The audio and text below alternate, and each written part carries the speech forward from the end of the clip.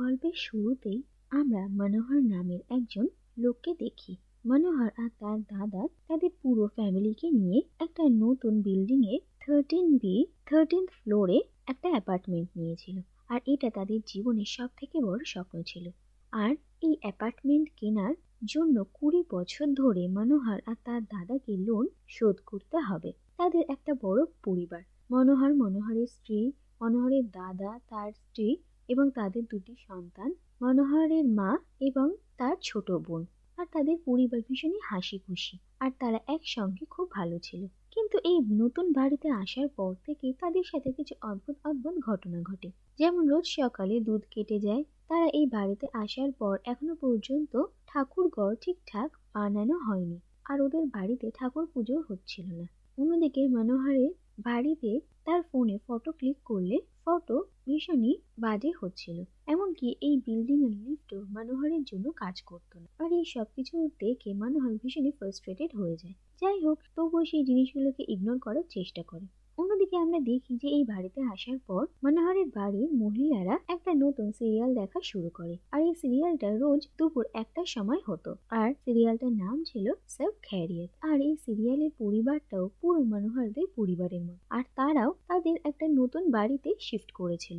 এরপর দেখা যায় যে একদিন মনোহরের বাড়ির লোকেরা সবাই একটা অনুষ্ঠানে গিয়েছিল আর মনোহর সেদিন একা বাড়িতে ছিল। আর সে যখন দুপুরে টিভি দেখছিল তখনই হঠাৎ 1টা বাজতেই সব খৈরিয়ত সিরিয়ালটি শুরু হয়ে যায়। আর এটা দেখে মনোহর একটু অবাক হয় আর সে রিমোট দিয়ে চ্যানেল চেঞ্জ করার চেষ্টা করলেও চ্যানেলটা চেঞ্জ হয় না। যাই হোক, সে সিরিয়ালটাই দেখতে শুরু করে আর ধীরে ধীরে মনোহর রিয়েলাইজ করে যে এই সিরিয়ালে যা হচ্ছে সেই সবকিছু তাদের নিজেদের জীবনেও হচ্ছে। আর এটা দেখে সে ভীষণই অবাক হয়। সে দেখে যে এই সিরিয়ালে দেখায় যে এই বাড়ির যে ছোট মেয়ে ছিল সে গ্রাজুয়েশন কমপ্লিট করে নেয়। আর তারপরে দেখা যায় যে মনোহরের বোনও তার কলেজের পরীক্ষায় পাশ করে গ্রাজুয়েট হয়ে যায়। আর শেষে মনোহর দেখতে পায় যে এই সিরিয়ালে তার ক্যারেক্টারটা যে প্লে করছে তার ওয়াইফ প্রেগনেন্ট ছিল। আর এরপর মনোহর জানতে পারে যে তার ওয়াইফও প্রেগনেন্ট। আর এই সবকিছু দেখে মনোহর ভীষণই অবাক হয়ে যায়। আর এরপর থেকে মনোহর এই সিরিয়ালটার উপর নজর রাখা শুরু করে।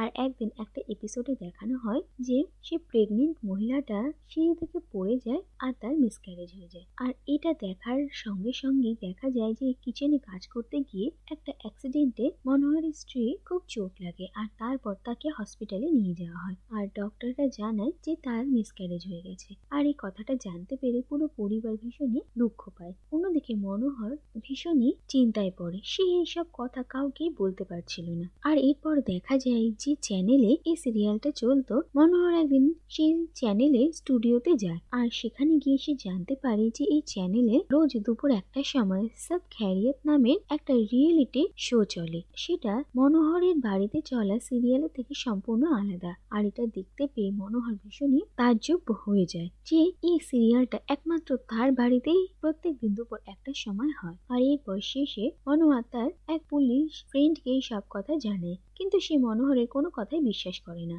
আর এরপর মনোহর তার সেই ফ্রেন্ডকে নিজের বাড়ি নিয়ে যায় আর তখন সেই সিরিয়ালটা চলছিল। আর দেখা যায় যে সেদিন সেই সিরিয়ালেও তাদের বাড়িতে একজন পুলিশ ফ্রেন্ড আসে। আর এটা দেখে মনোহরের সেই ফ্রেন্ড ভীষণই অবাক হয়। আর এরপর দেখা যায় যে সিরিয়ালেও সেই পুলিশের বাড়িতে একটা দুর্ঘটনা হয়। আর এটা জানতে পেরে মনোহর তাড়াতাড়ি তার সেই ফ্রেন্ডের সঙ্গে তার বাড়িতে যায় আর দেখা যায় যে সেখানেও একটা বড় দুর্ঘটনা হওয়ার হাত থেকে বেঁচে যায়। আর এরপর মনোহরের সেই ফ্রেন্ডও এই কথাগুলি বিশ্বাস করতে শুরু করে আর সেও ভীষণ চিন্তায় পড়ে। এরপর মনোহররা যে বিল্ডিং এ থাকতো সেই বিল্ডিং এরই পার্কে মাটির নিচে একটা অ্যালবাম খুঁড়ে পাওয়া যায়। আর মনোহর দেখে যে এই অ্যালবামে যে এই মানুষদের ছবিগুলো আছে তাদের বাড়িতে যে সিরিয়ালটা চলে সেই সিরিয়ালের ক্যারেক্টাররা এক, কিন্তু এই ফটো অ্যালবামে একজন মানুষ আছে যাকে তাদের টিভি সিরিয়ালে দেখায় না। এরপর মনোহর এই পরিবারটার সম্পর্কে ছানবিন করা শুরু করে আর পুরনো নিউজ পেপার ঘেটে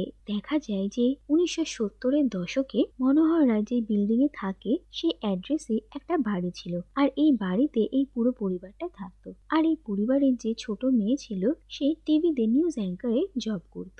আর এই মানুষরা ছাড়াও এই বাড়িতে আরেকজন লোক থাকতো যার নাম অশোক আর সে ছিল এদের ভাই, কিন্তু সে মানসিক ভারসাম্যহীন। তার জন্য তাকে একটা ঘরে বন্ধ করে রাখা হতো। এরপর দেখা যায় যে যেদিন এই বাড়ির মেয়ে চিত্রার এঙ্গেজমেন্ট ছিল সেদিন শ্রীরাম শিন্ডে নামের একজন পাগল ফ্যান চিত্রার সঙ্গে দেখা করতে আসে আর সে জানে যে সে চিত্রাকে ভালোবাসে আর সে চিত্রার বিয়ে অন্য কারোর সঙ্গে হতে দেবে না। আর সে সবাইকে শাসিয়ে যায় যে যদি চিত্রাকে সে না পায় তাহলে সে এদের সবাইকে মেরে ফেলবে, কিন্তু তবুও সে যখন কাউকে কনভিন্স করতে পারে না তখন সে নিজেই আত্মহত্যা করে নেয়। এই কিছুদিন পরেই দেখা যায় যে এই বাড়ির সমস্ত লোকেদের কেউ একটা হাতুড়ি দিয়ে নৃশংসভাবে হত্যা করে আর তারপর দেখা যায় যে এই বাড়িরই ছেলে অশোকের হাতে শেষমেশ সেই হাতুড়িটা পাওয়া যায় আর তার পুরো শরীর রক্তাক্ত ছিল। তাই পুলিশ সাসপেক্ট করে যে অশোকই হয়তো তার পুরো পরিবারকে মেরেছে আর তাকে অ্যারেস্ট করা হয়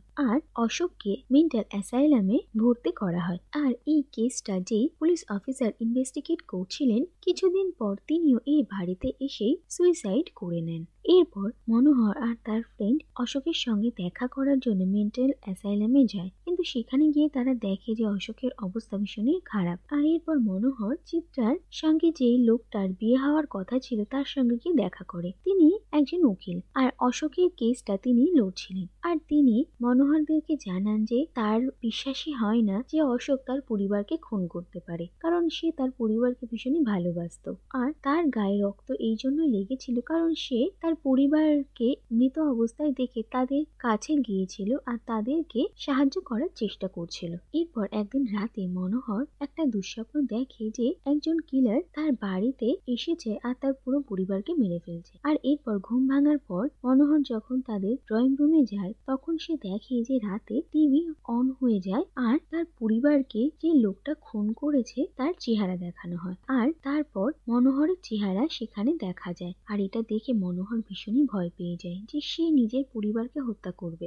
এরপর মনোহর তাড়াতাড়ি তার সেই ফ্রেন্ডের সঙ্গে দেখা করে আর তারা দুজন মিলে মনোহরদের ফ্যামিলি ডক্টর শিন্ডের কাছে যায়। ডক্টর শিন্ডের সঙ্গে মনোহরদের সম্পর্ক খুব ভালো আর মনোহরের মা ডক্টর শিন্ডেকে ভীষণ সম্মান করতেন। আর এরপর মনোহর ডক্টর শিন্ডেকে সব কথা খুলে জানায় আর সে ডক্টর শিন্ডেকে তার পরিবারের জন্য একটা অন্য জায়গার টিকিট বুক করতে বলে আর যাতে মনোহর সেই জায়গা সম্পর্কে জানতে না পারে আর একবার তার পরিবার এখান থেকে দূরে কোথাও চলে গেলে তারা প্রাণে বেঁচে যাবে। এরপর দেখা যায় যে মনোহরকে একটা ঘরে আটকে রাখা হয় আর ডক্টর শিন্ডে মনোহরের পরিবারকে এখান থেকে দূরে পাঠিয়ে দেওয়ার জন্য বেরিয়ে যান, কিন্তু এরপর কিছুটা সময় পেরিয়ে যাওয়ার পর মনোহর রিয়েলাইজ করে যে সে তার পরিবারকে হত্যা করবে না আর এরপর মনোহর তাড়াতাড়ি তার বাড়ির উদ্দেশ্যে রওনা হয়। অন্যদিকে আমরা ডক্টর শিন্ডেকে দেখি আর সেই মনোহরের পরিবারকে জানায় যে মনোহর তাদেরকে তাড়াতাড়ি এই শহর ছেড়ে দূরে কোথাও চলে যেতে বলেছে আর মনোহরের পরিবার কিছু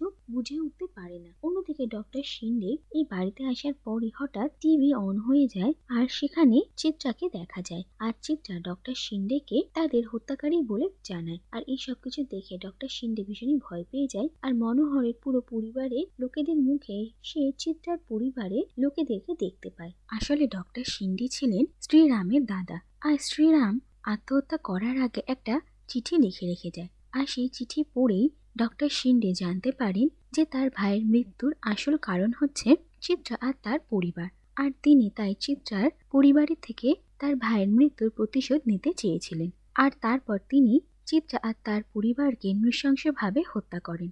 আর এরপর যে পুলিশ অফিসার এই কেসটা ইনভেস্টিগেট করছিলেন তিনি ডক্টর শিন্ডের আসল সত্যিটা জানতে পেরে যান, তাই ডক্টর শিন্ডে সেই পুলিশ অফিসারকেও মেরে ফেলেন আর তার বডিটা চিত্রাদের বাড়িতে নিয়ে গিয়ে রেখে আসেন। আর এরপর ডক্টর শিন্ডে নিজে মাথা ঠিক রাখতে পারেন না আর তিনি মনোহরের পরিবারের ওপর আক্রমণ শুরু করেন, কিন্তু তারপরই সেখানে মনোহর চলে আসে আর সে ডক্টর শিন্ডেকে মেরে ফেলে আর নিজের পরিবারকে বাঁচিয়ে নেয়। এরপর দেখা যায় যে কিছুদিন কেটে যায় আর মনোজের পুলিশ ফ্রেন্ড এই কেসটাকে ক্লোজ করে দেয় আর এরপর দেখা যায় যে মনোহর তার পরিবারের সঙ্গে এখন একটা সুখী জীবনযাপন করছে আর তারা অশোককেও মেন্টাল অ্যাসাইলাম থেকে নিজেদের বাড়িতে নিয়ে এসে রাখে আর তারা অশোকের অনেক যত্ন নিত। অন্যদিকে দেখা যায় যে তাদের বাড়িতে আর কোনো অশুভ জিনিস হতো না, বাড়িতে দুধ ঠিক ছিল, বাড়িতে ঠাকুর ঘরও বসানো হয়ে যায় আর এবার বিল্ডিং এর লিফটও মনোহরের জন্য কাজ করতে শুরু করে আর মনোহর তার জীবনে ভীষণই খুশি ছিল। এরপর এরপর একদিন যখন সে সকালে অফিসের জন্য বেরোবে আর সে লিফটে ছিল, সেই সময় মনোহরের ফোনে ডক্টর শিন্ডের কল আসে। আর এটা দেখে মনোহর ভীষণই অবাক হয়। আর ফোনটা রিসিভ করার পর ডক্টর শিন্ডে ওপার থেকে বলেন যে চিত্রার ফ্যামিলি তো টিভির মাধ্যমে মনোহরের সঙ্গে কন্ট্যাক্ট করেছিল, কিন্তু তিনি মনোহরকে ফোনের মাধ্যমে কন্ট্যাক্ট করেছেন। আর তারপরে দেখা যায় যে লিফটটা নিচে পড়ে যায়। আর এখানে এই গল্পটা শেষ হয়ে যায়।